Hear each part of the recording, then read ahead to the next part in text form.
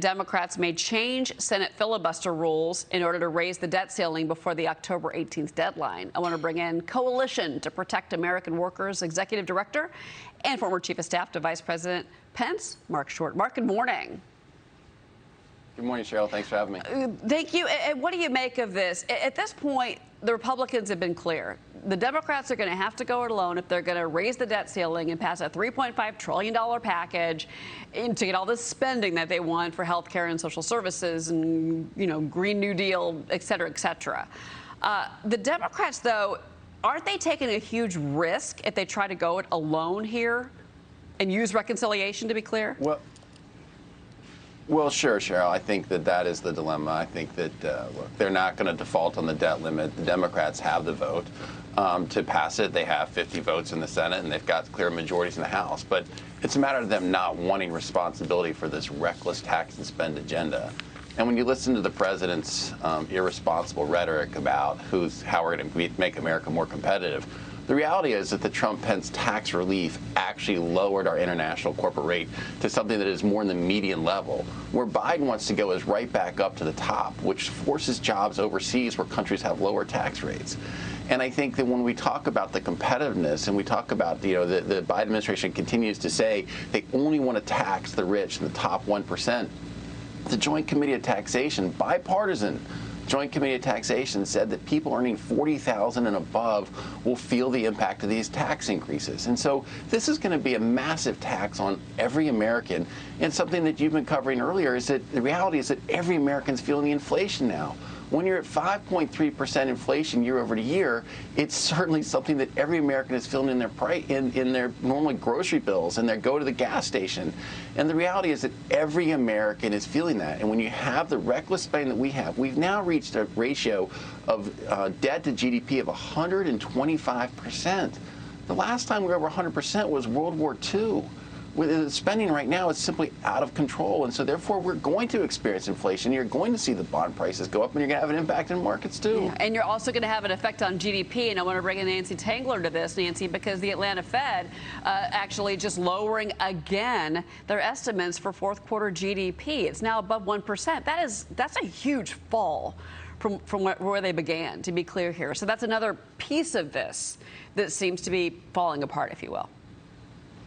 Right. And Marc mentioned the 2 points that I was going to ask him about, that Joint Committee taxation study that showed that this is going to hit lower income families and also the GDP number. And the only thing I would add, Marc, and then I have a question for you, is that the 125% is different than World War II in that this is structural now. It's not just episodic. It's structural, and it's going to continue to grow, and the numbers look daunting. So my question is, why haven't the Republicans done a better job of messaging how deep this tax increase is going to go, deep down into the income stratus?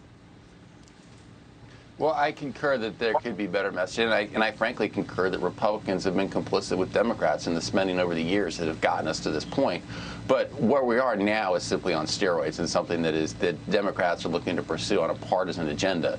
And I think, when you specifically talk about energy prices, when the president yesterday says we're going to investigate these rising energy prices, investigate energy companies, what he should do is walk out of the Oval and walk down the other end of the West Wing and investigate his own administration. Because when you're closing down Nord Stream 2, when you're basically authorizing Nord Stream 2 to allow more natural gas from Russia, and benefiting Russia, but closing down Keystone Pipeline, not permitting new oil exploration. So you're basically limiting supply as demand comes up out of the pandemic. Of course, prices are going to increase.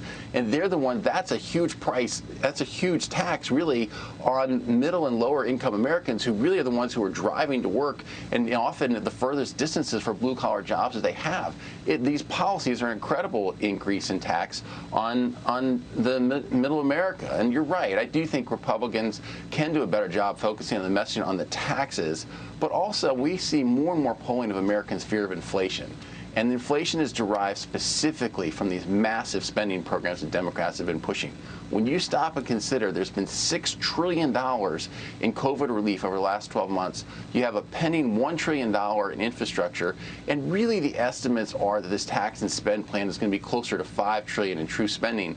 That's $12 trillion above your annual spending. That's basically, if 120 million American families, that would be like sending every American family $100,000 in direct payments from the federal government. Of course you're going to experience inflation.